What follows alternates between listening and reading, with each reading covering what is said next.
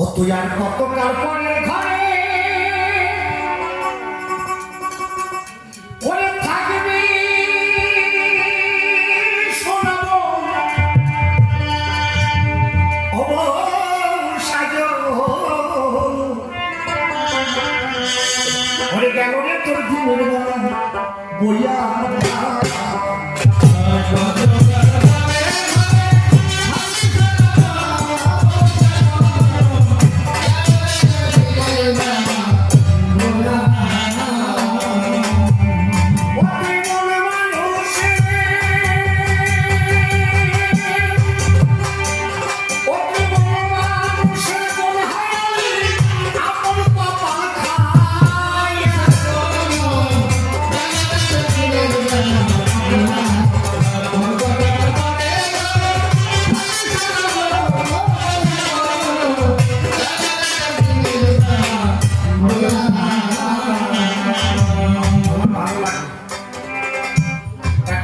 যখন বলে গান গাইবো না, আমার সব থেকে ভালো লাগে কখন জানে? আমি যখন দেখি উৎপল, ওর একটু ইউটিউব চ্যানেল আছে তো, ফেসবুক আছে, ও প্রতিদিন স্ট্যাটাস দেয় যে আজকে আমার অমুক জায়গায় গান, কালকে তমুক জায়গায় গান। তা ওর গান যখন আমি শুনি, আমি যখন দেখি অন্য অন্য সরকারদের সাথে ও গান গাইছে, তখন সত্যি আমার ভালো লাগে। আমি বলেছিলাম ভাই, আমি তো সাধক মহাত্মা নই, বা আমি প্রকৃতপক্ষে সাধু হতে পারি না, কিন্তু আমার যদি কোনো সাধনা থাকে, পিতা মাতার যদি আশীর্বাদ থাকে, তুই আবার গান গাইবি। আমার অনুপ্রেরণায় আজকে আবার এই গান গাইয়ে আপনাদের সামনে আনন্দ দিচ্ছি, আমার এতে ভালো লাগে। আমি ঠাকুরের কাছে কামনা করি, ঠাকুর ওকে, আমি জয় পরাজয় জীবনে 12 বছর ধরে কবি গান গাচ্ছি, 17.5 বছর বয়স থেকে কবি গান গাচ্ছি, এখন 32 বয়স রানিং চলছে, এখনো পরিপূর্ণ হয় নাই, 32 বছর রানিং চলছে। আমার জীবনে জয় পরাজয়, মান সম্মান ভালোবাসা অনেক পেয়েছে, আর দরকার নাই। এখন আমি চাই যে ওরা বড় সরকার হোক, জগৎ করে ওদের নাম হোক, ঈশ্বর ওদের মঙ্গল করুক। এই যে আমার আরেকটা ছোট ভাই কমল সরকার, ও ভালো গান গায়। আমি তো প্রথম আসরে একটা ভাবের আসর তৈরি হয়েছিল, এই জন্য বিস্মরণ হয়ে গেছিলাম, নাইলে ওরে দিয়ে একটা গান গাওয়া। ওই যে কমল, ও খুব ভালো সরকার, আস্তে আস্তে চেষ্টা করছে ভালো সরকার হওয়ার জন্য, জগতে কবি গান মানুষের ভিতরে পরিবেশন করার জন্য। আপনারা সবাই আশীর্বাদ করবেন, এরা বড় সরকার হয়ে যেন ভবিষ্যতে জগতে কবি গান পরিবেশন করে মানুষকে আনন্দ দিতে পারে।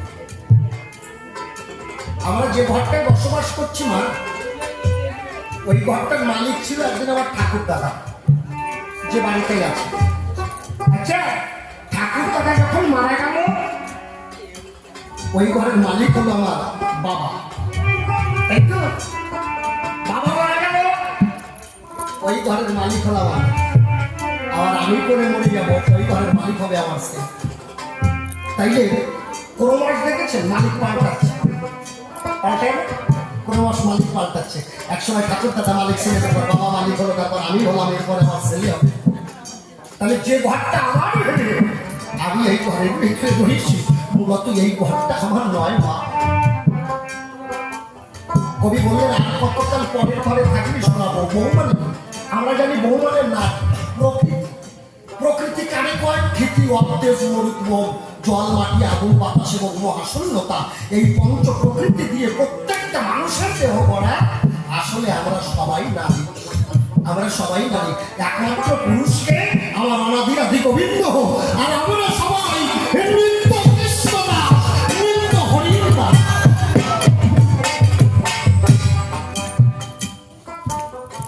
তাই কবি বললে রব, পরের ঘরে আর কতদিন থাকবি, দেখ বেলা বলে যাবে। তাই কবি কে গাইলেন,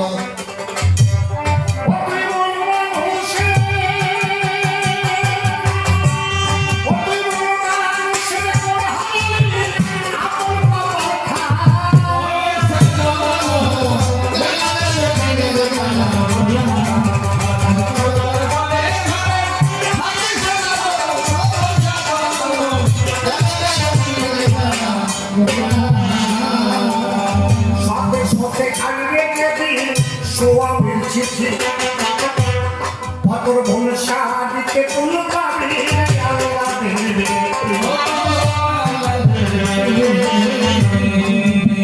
সাথে সাথে আসবে যেদিন সোয়াবিন সিটি অতর ভূষা দিতে কোন পাবি আল্লাহ দিবে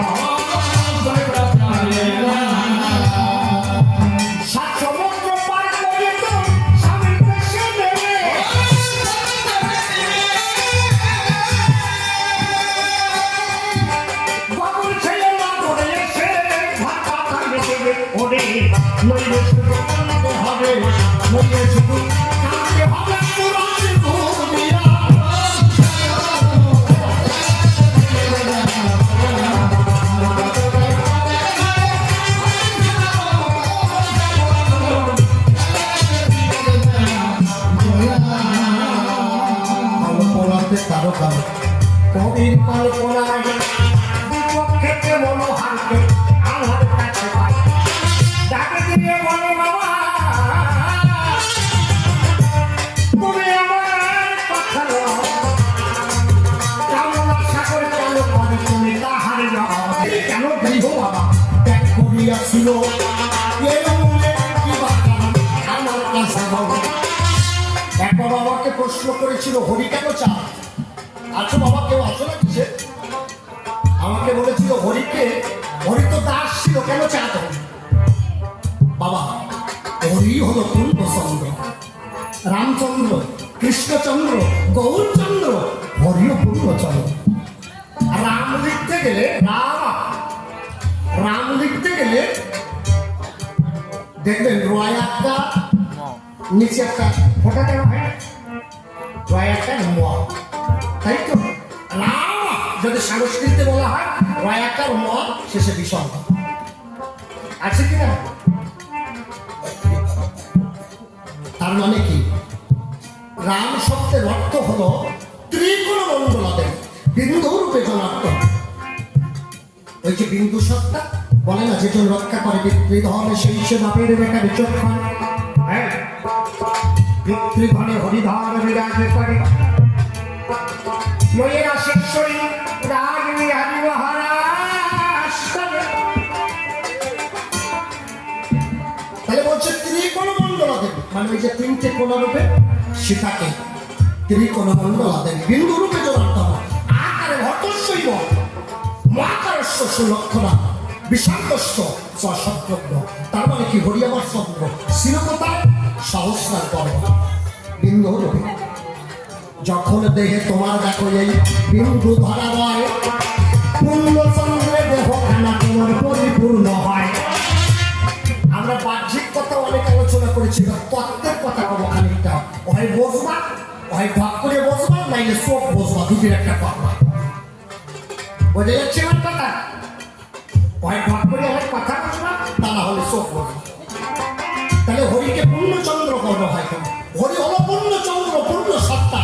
হরি থাকে অখণ্ড ব্রহ্ম, ঈশ্বর নিরাকার, তাই না? তার কোনো আকার নেই। তিনি হলেন পূর্ণ ধরা, তাকে না যায় ধরা, না যায় মারা, না যায় কাটা, না যায় খাওয়া। তিনি হলেন অখণ্ড ব্রহ্ম, তাই তাকে পূর্ণচন্দ্র বলা হয়। তাহলে পূর্ণচন্দ্রকে ধরতে হলে কি করতে হবে? বন্ধনের ভিতরে তাৎপর্যতা রাখেন। বলে বলছে কৃষ্ণ দাস আছে না, বড় ভাইয়ের নাম কৃষ্ণ দাস। কৃষ্ণ শব্দের অর্থ কি?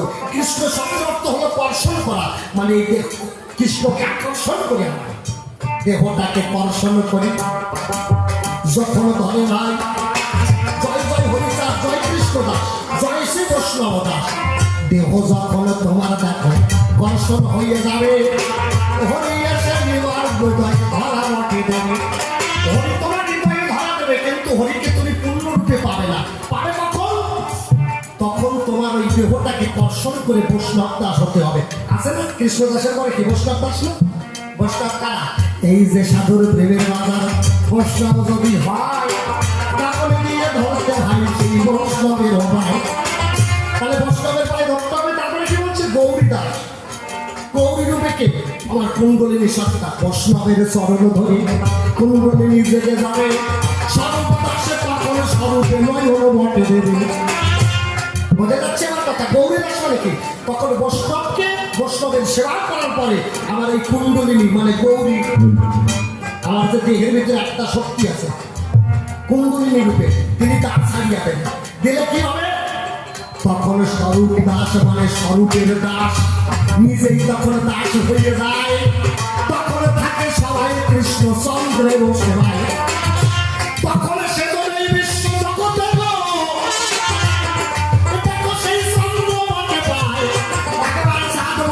হরি হরি বলুন ভগত বিজয়। এই হলো তত্ত্বের ঘরের কথা। এইবার কামনা সাগর, আমি আগেই বলেছিলাম জগদীশ গুণনিধি করিল কামনা। প্রত্যেক দিন ওই জগদীশ ওরা গান্ধী যায়, ওরা কাঁদি দিয়ে দেখো গোয়াল সাপ পায়। জগদীশ গুণনিধি করিল কামনা নদী। জগদীশকে একটা গ্রাম্য দেখছে, মা কথাগুলো মন দিয়ে শুনবা। প্রতিদিন কি করতো? গোয়াল ঘর ওরা কাঁদতে গিয়ে বাবা গুরুচাঁদকে বললো, বাবা আমি বসে বসে খাবো না, কি করবো? আমি তোমার গোহাল ঘর পরিষ্কার করিব, মনে আছে ভাবো এই গোহাল ঘর পরিষ্কার করে তখন খাবার খাবো। জগদীশ প্রত্যেক দিন গোয়াল ঘর পরিষ্কার করে। মাঝে মাঝে ওই জগদীশ গুরুচাঁদের ঘরে যায়, ঘরের ভিতরে কথা শুনতে পায়। জগদীশ গুরুচাঁদ ঠাকুরের ঘরের পিছনে যায়, কথাগুলো মন দিয়ে শোনে। গুরুচাঁদ ঠাকুরের ঘরের পিছনে যায়, মাঝে মাঝে ওই জগদীশ কথা শুনতে পায়। ঘরের ভিতরে কে যেন কথা কয়। তার মানে কি? হরি ঠাকুর তো তখন দেহ ধরে নাই, হরি ঠাকুর ছিল তার নৃত্য লীলায়, মানে হরি ঠাকুর তখন দেহ দেখেছে। কিন্তু রাত্রি বিপ্রহার হলে জগদীশ আছে গুরুচাঁদের কাছে, পিতা পুত্রের দুইয়ের ভিতরে কথা যে হয়েছে। পিতা পুত্র হরিচাঁদ ঠাকুর এসে গুরুচাঁদ ঠাকুরকে শিক্ষা দেয় কিভাবে জগতের মঙ্গল করতে হবে, কিভাবে সমাজের মঙ্গল করতে হবে। বাপ বেটা কথা পায়। জগদীশ গোসাই মনে মনে ভাবলো, প্রতিদিন গুরুচাঁদ ঠাকুরের ঘরে কেউ থাকে না, একা ঘরের ভিতরে থাকে, কিন্তু বাবা আমার কার সাথে কথা কয়? অন্তরে মোড়ে আছে ঘরের মধ্যে যাব, যাহার সঙ্গে কথা কয় আমি তাহাকে ধরিব। আমার বাবা যার সাথে কথা কয় আমি তাকে একটু ধরব। একদিন বিকেল বেলায় জগদীশ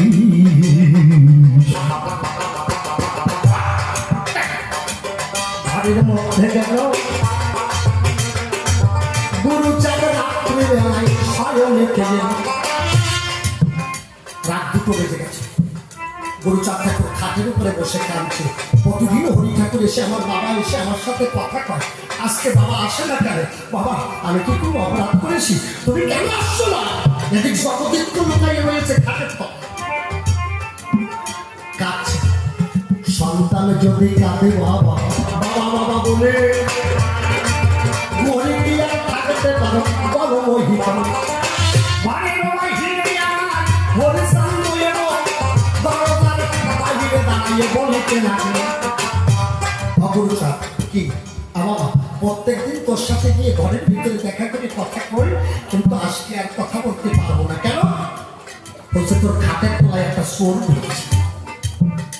তোর খাটের তলায় এক চোর আছে।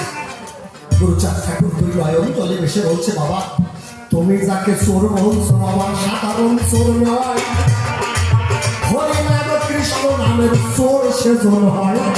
শোনো শোনো শোনো বাবা আমার কথা হবে, কৃষ্ণ নামের চোর তুমি ওকে দেখাবো বাবা। ও যে হরিনামের চোর, কৃষ্ণ নামের চোর, তুমি ওকে দেখা দাও। ঘরের মধ্যে দিব্য জ্যোতি হরিচাঁদ এলো, জগদীশ দেখো তাহার চরণে খুলে গেল। জগদীশ বলল পিতা পুত্রের এই যে রাস, এই যে মিলন, অহিত কি ভাব রাধা কৃষ্ণের যেমন মিলন হতো রাস হতো নিত্য লীলা, তেমনি আজকে পিতা পুত্রের যে রাস হয় অকামনা প্রেম ভক্তি রাস অন্তরে মোর আছে ভাবো আমি এই রাস জগতে জানাবো। আলাদা করে বৈষ্ণবদের একটা রাস বংশ দেব, কামনা সাগর করিব সোনের ছবি চাই, ওই সাগরে যেন ভক্ত ভগবানের মিলন বটে ভাই। তুমি যে কামনা সাগর বলছো, কামনা বাসনা পূরণ করার জন্য না, ওই কামনা সাগর করেছিল জগদীশ। হরি ঠাকুরকে বলেছিল, ঠাকুর এই যে পিতা পুত্রের মিলন রাস, এই যে অবৈধ কি প্রেম, আমি একটা পুকুর খনন করবো কামনার সাগর, সেখানে ভক্তরা এসে তোমার এই সাগরে স্নান করবে আর লিপ্ত লীলায় তুমি অবৈধ থেকে এই ভক্তকে এই প্রেমানন্দে এই ভক্তের মনোরঞ্জ।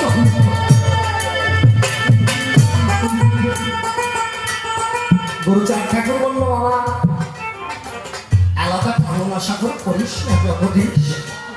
কেন? বলছে মতুয়ার বৈষ্ণবদের ভিতরে একটা বিভেদ হয়ে যাবে, তুই মতুয়ার বাজারে গিয়ে কামনা সাগর করিস, সেখানে মতুয়া বৈষ্ণব রম চন্দার হাড়ি মুসি মুসলমান ভক্ত খ্রিস্টান সবাই মিলে জয়দেবকে হস্তে ধরে প্রেমানন্দে মধুমাতা হরিনাথ ভক্তি। তুমি যাতে কামনা সাগর উৎসবটা কামনা সাগর নয়, ওটা নিত্য লীলার সেই রাসের মন্দির। ওখানে গিয়ে মতুয়ারা কামনা করে না, কামনা বাসন বিসর্জন দেয়।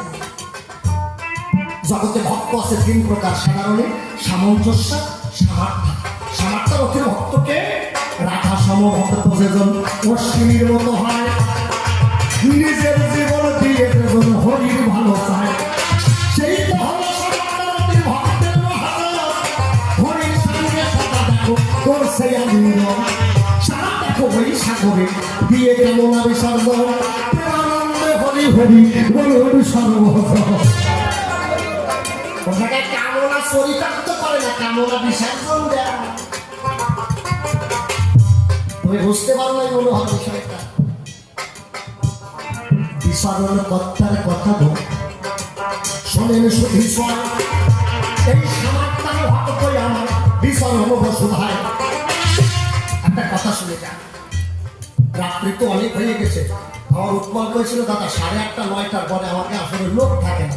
তা আমি তো দেখি যে প্রথমে যে কয়জন আইছিল এক কয়জন বাড়ি জায়গায় সেই কয়জনই বসে রয়েছে, ওই মাঝখানে যে কয়টা ছিল সেই কয়টা উঠে চলে গেছে কি তাই, কিন্তু প্রথমে যারা এসেছিল সেই কয়জনই বসে রয়েছে। আমি তো বাড়ি যাওয়া একটাও মানুষ দেখলাম না, সত্য বলছি দেখার জন্য চোখ লাগবে, দেখার জন্য বাবা চোখ দুটিয়ে ভালো করে। যে জন্য কৃষ্ণ নামে হরি নামে নয়ন ভেসে যায়, সে আর থাকে না বাবা ওই ঘরে বসে।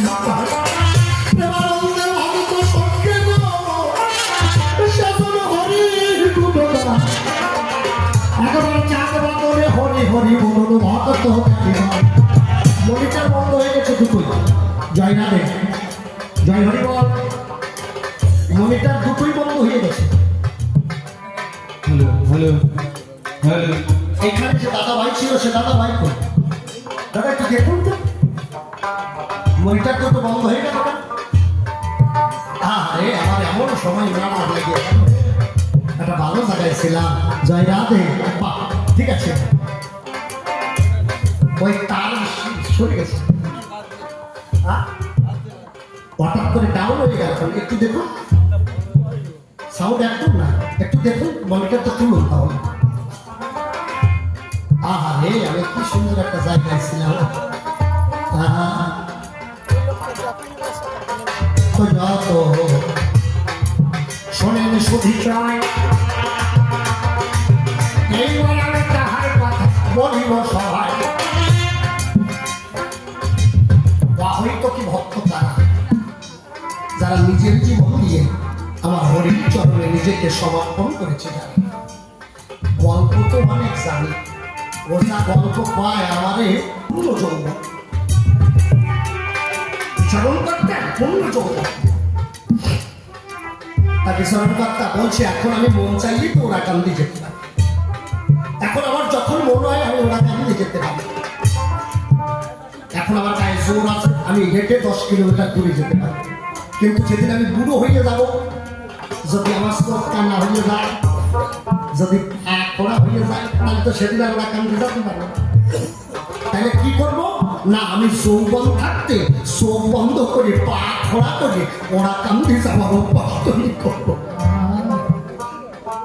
নয়ন জলে ভেসে ভেসানো স্ত্রীর কাছে কয় একটা কাপড় রসির স্ত্রী তাও হয়ে আমার। শোনো প্রাণ প্রেয়সী তোমায় ভালোবাসি গো, প্রিয়তম আমার কথা বলো। একটা কাপড় আর একটা দড়ি আমায় তুমি দাও। স্ত্রী বলছে কাপড় দিয়ে কি করবে? বলছে চোখ বন্ধ করে পা খোড়া করে ওরা কাঁদি যাওয়ার অভ্যাস করো, যাতে বৃদ্ধকালে আমার ওরা কাঁদি যাওয়া বন্ধ না হয়। আমি যেন হাওয়া করে দিও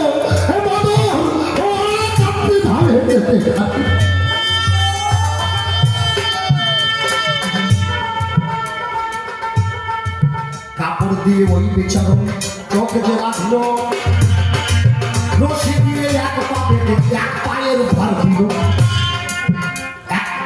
কাপড় দিয়ে পুরো করে নিজের চোখটাকে বাঁধলো, আর এক পায়ের উপরে ভর দিয়ে পাটাকে সুন্দর করে দড়ি দিয়ে বাঁধলো। এক পায়ের উপরে ভর দিয়ে চোখ বন্ধ করে ওরা কাঁদি অভিমুখে চলেছে। একটা গান আছে না, কে আছো বন্ধু নিয়ে চলো আমায় যেখানে বৃন্দাবন। আজকে বিচারণের অবস্থাও তাই, কে আছো বান্ধব নিয়ে চলো আমায় যেখানে গুরু সাথে করে। হরি নামের বাদাম তুলে চলিতে লাগিল, বিলের মাঝে দেখো একটা বড় পুকুর ছিল। বিলের মাঝে একটা বিরাট বড় পুকুর, বিরাট বড় খাল, বিরাট বড় খাল। খালের উপরে সার দেওয়া, সার ছিল তোমার দেখবা বাংলাদেশের 2 দিকে বাঁশ দিত, মাঝখানে একটা বাঁশ হাত করে দিত। হাত দিয়ে সারের উপরে হাত দিয়েছে, এক পা সরলেই মরে যাবে। জলে ডুবে, প্রচুর জল তো, জলে ডুবে তার জীবন চলে যাবে। বলছে এ বাবা গুরু সাহেব, তুমি বিপদের কান্নাকে তোমার নামে আমি প্রেমানন্দে এই নদী ধরো।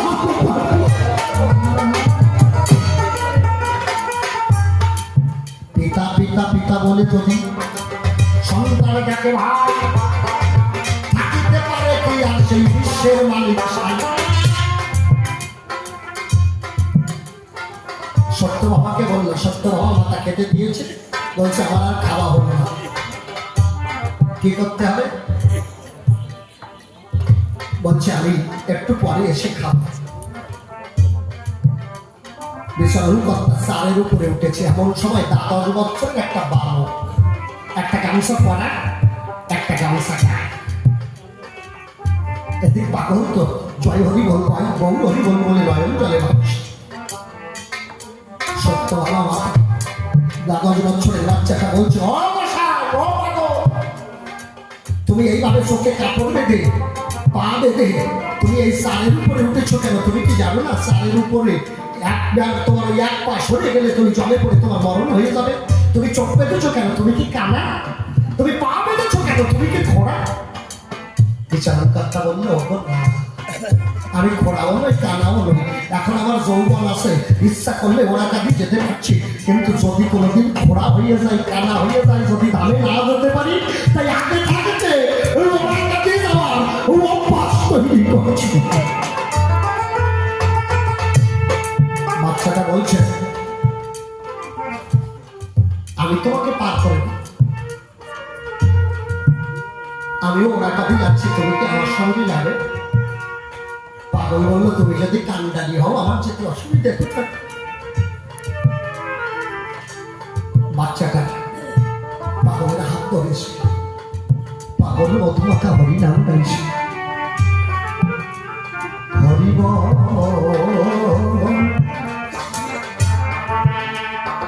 মন রসনা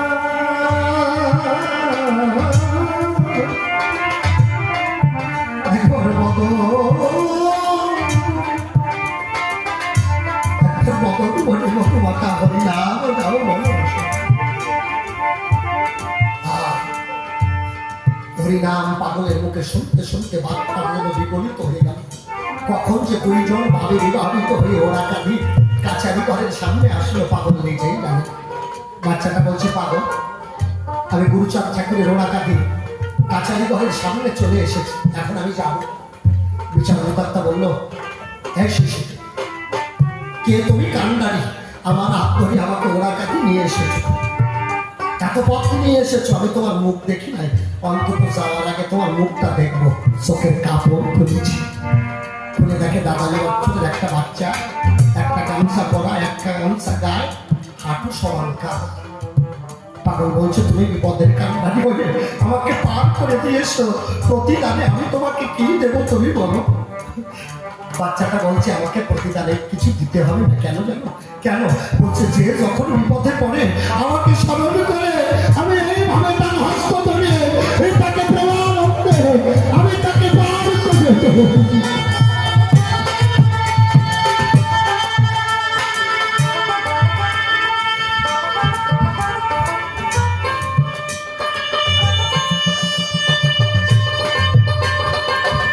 বাচ্চাটা চলে গেল। বিচারণকর্তা আবার চোখে কাপড় বেঁধে আবার গুরুচাঁদের কাছারি ঘরে গিয়ে, বাবা, কে? বিচারণ? হ্যাঁ আইসো। হ্যাঁ বাবা, আসলাম তো। গুরুচাঁদ ঠাকুর কয়ে, চোখের কাপড় তো। কাপড় খুলেছে, চোখের কাপড় খুলেছে, কাপড় খুলে বিচারণকর্তা অবাক হয়ে গেল। গুরুচাঁদ ঠাকুর বলছে, তুই চোখে কাপড় বেঁধে এসেছিস কেন? বলছে, বাবা, যদি কোনোদিন অন্ধ হয়ে যায়, তাই আগে থাকতে ওরা কাঁদি আসার অভ্যাস করেছি, কিন্তু তুমি আমার কথার জবাব দাও গুরুচাঁদ। কি জবাব? বলছে, একখানা গামছা পরা, আর এক গামছা গায়ে, আর হাঁটু সমান কাদা, এই বেশ তো ছিল দাদার বৎসরের একটা বালকে, তোমার কি করে হাঁটু সমান কাদা হলো? একটা গামছা পরা, একটা গামছা গায়ে হলো, এই বেশ তো এই বালকের ছিল, তোমার কেন তাই বলো? গুরুচাঁদ ঠাকুর বলছে, ওরে পাগল, কেউ যদি নদীর কূলে পড়ে বাবা বাবা বলে ডাকে, বাবাকে আর থাকতে পারে? বাবা তখন কান্ডারি হয়ে তাকে প্রেরণ করতে, তাকে নদী পাহাড় করে।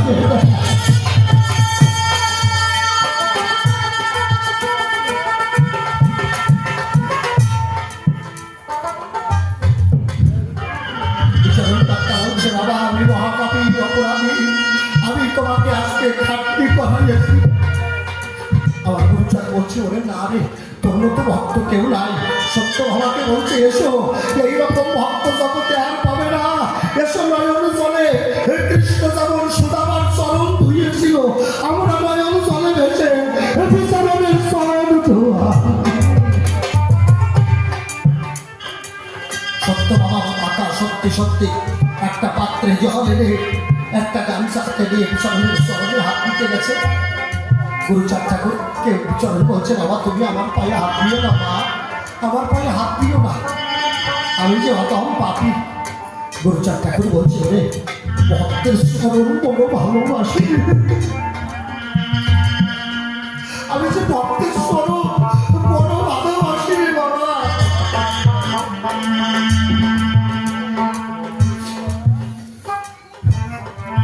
আজকে ভগবান ভক্তের চরণ ধরেছে। একবার ভেবে দেখেছ মনোহর, এই সত্যি জ্ঞান বিজ্ঞান ছেড়ে দিয়ে তুমিও যদি প্রেম বাজারে যাও, দেখবে হরি স্বয়ং তোমার দেহের কান্তারি। আমার চরণে গিয়ে নয়ন চলে গুরুচাঁদের চরণ ধরিয়ে দিচ্ছে, আর ভগবান ভক্তের চরণ ধোয়ায়। ভগত ভগবানের নামে মিলন, একবার চাঁদ বদলে হরি হরি বল ভগবান।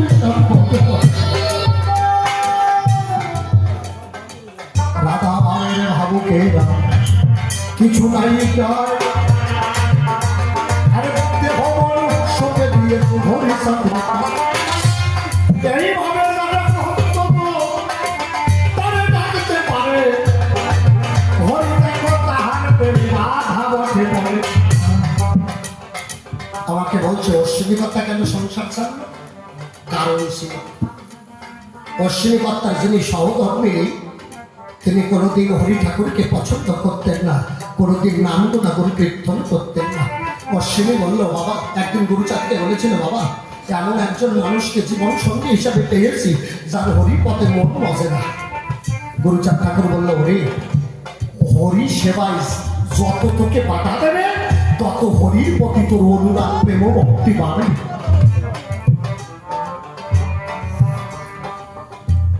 স্ত্রীকে কেন ত্যাগ করে সংসার ছেড়ে চলে গেল? স্ত্রীকে বলেছিল, প্রিয়সী তুমি আমার কথা নাও, একবার তিনি থাকিতে হরি বলে তুমি নয়নে জল দিও। কিন্তু স্ত্রী তাহার কথা গো শোনে নাই, কথা শোন, স্বামীর সঙ্গে চাই শুধু ওই সুখের মিলন। স্বামী স্ত্রী এক মন তবেই ভাই কৃষ্ণ ভজন, স্বামী স্ত্রী এক মন তবে ভাই হরির ভজন। স্ত্রী শুধু কামিনী নয়, স্ত্রী হলো মা। শান্ত দাস্য সক্ষ বাৎসল্য মধুর, এই বাৎসল্য প্রেমটা রয়েছে এই নারীর ভিতরে। দেখবেন স্ত্রী যখন স্বামীকে খেতে দেয়, আমার মাঠ থেকে যখন আসে, বাংলাদেশে তো পাখা ছিল না তেমন, তারপরে ফ্যানও ছিল না, দেখবা স্ত্রী অঞ্চল দিয়ে সন্তানকে যেমন ভাবে বাতাস দেয় ঘুমালে, তেমন ভাবে স্বামীকে বাতাস দেয়। যখন স্ত্রী তোমার ওইভাবে সেবা দিচ্ছে, খেতে দিচ্ছে, অঞ্চল দিয়ে বাতাস দিচ্ছে, তখন সে তোমার মা। এই স্ত্রী যখন তোমার ভজন পথের সহায়ক হবে, তখন তুমি একমাত্র গোবিন্দকে পাবে। বিষ্ণুপ্রিয়ার মতো সতীরানী ছিল, তাই গৌর হরি বিষ্ণের ভগবান। শান্তি মাতার মতো নারী ছিল, তাই হরিচাঁদ ঠাকুর ভগবান।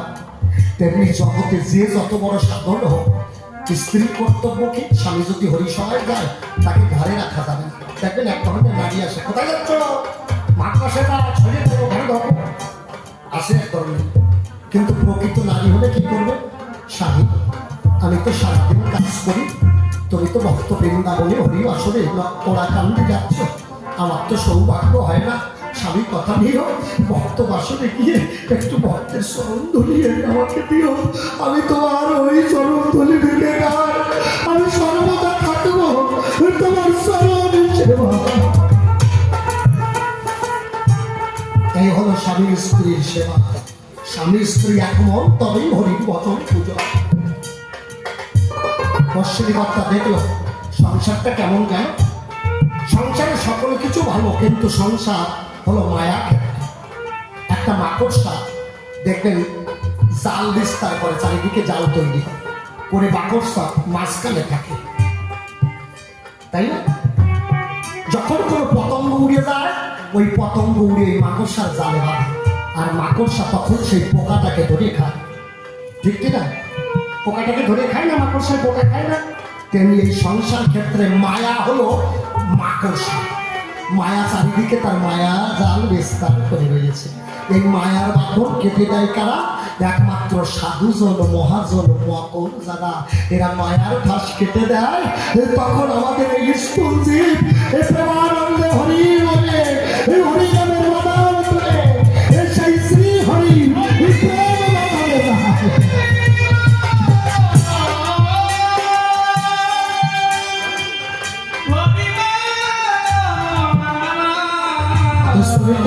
নারী, সারা জীবন ওই সুখ চেয়েছ কিন্তু কোনোদিন হরিকে চাও না। শাস্ত্রে একটা কথা আছে, যার মুখে তোমরা হরি কথা ভাই দেখো না, যার মুখে হরি কথা তার মুখ ভাই দেখো না। যেজন হরি নির্দেশ করে, কৃষ্ণ নির্দেশ করে, তোমরা তার মুখ দেখো না। যেজন হরি নামে বাদাম তুলে মনের জোয়ারে দেহ তরি ছেড়ে দিয়েছে, তার চরণে দাস অনুদাস হয়ে তার সেবায় করতে চাইব। অশ্বনী কর্তা দেখলেন আমার কাদের নারী শুধু কামনায় দেখো বহন ভরা, কিন্তু আমার হরির ভজন পূজন করে না। আমিও এই মায়ার সংসার আর করব না। আমি দেখে থাকিতে হরি নামের বাদাম তুলে তবে তোমার দেহ করে দেব খুলে, শান্তি নামে হরি গুরু সাথে সুগম মিলন দর্শন করব।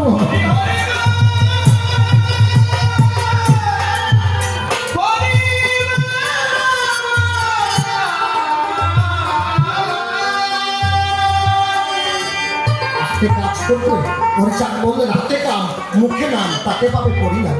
আমার ভগবান কিছু চায় না, ভগবান হলেন প্রেম বেকার। আমার হরি শুধু প্রেম চায়। হরিচাঁদ গুরুচাঁদ বলে এক মোটা ভক্তির অশ্রু গোবিন্দের চরণে, হরির চরণে দিলে সেটাই চায়, হরি কৃষ্ণ চায়। তোমরা যে যে কর্ম করো, বলছে হাতে কাজ করো আর পরাণ করে মধুমাখা, আমরা তাকে কি দিতে পারি? সে আমার জন্য আকাশ বাতাস জল মাটি বায়ু যা খাবো খাবার আহার সব দিয়ে রয়েছে, বিনিময়ে সে একটু ভক্তি চায়। একদিন নারদ ভগবান কৃষ্ণকে জিজ্ঞাসা করেছিল, হে ভগবান, মানুষ তোমাকে কোন ভাবে ডাকলে তোমাকে পায়? বলল নারদ, কেউ যদি একটা গাছের থেকে পুষ্প তুলে ফুল তুলে হা কৃষ্ণ গোবিন্দ বললে আমার স্মরণে দিলে সে আমাকে আপন করে পায়। নারদ তো জ্ঞানী ভক্ত, বলল ঠাকুর সব সময় গাছে ফুল থাকে না, এক সময় ফুল ধরে যায় খালি, তখন মানুষ তোমাকে কি দেবে? বলছে ফুল না থাকলে গাছের একটা পাতা তুলে হা কৃষ্ণ গোবিন্দ বলে আমার চরণে দিলে আমি আপন করি না। বলছে ঠাকুর সব সময় গাছে পাতাও থাকে না, ফুলও থাকে না, এক সময় গাছ পুরো পল্লব শূন্য পাতা শূন্য হয়ে যায়, তখন মানুষ তোমাকে কি দেবে? বলল না, এই বিশ্বভরে আমি যত নদী দিয়েছি, এই নদীর থেকে এক কাণ্ডুর জল তুলে হা কৃষ্ণ গোবিন্দ বলে আমার চরণে দিলে আমি তাই গ্রহণ করে তাকে আপন করে নিই। বলছে ঠাকুর কেউ যদি মরুভূমির দেশে থাকে, সেখানে মনে করো জল নাই, পাতা গাছের পাতা নাই, ফুল নাই, সেখানে কি দেবে? বলছে কেন আরো এক মুষ্টি বালু তুলে আমাকে হা কৃষ্ণ গোবিন্দ বলে নিবেদন করলে আমি আপন করে নেব।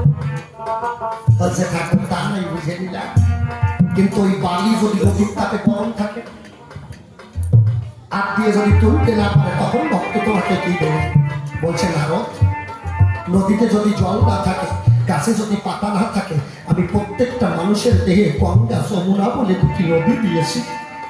এই যে নয়নের জলে কেউ যদি হরি বলে এত গোটা ভক্তির অশ্রু আমার চরণে দেয়, আমি তাকে আপন করে নেব।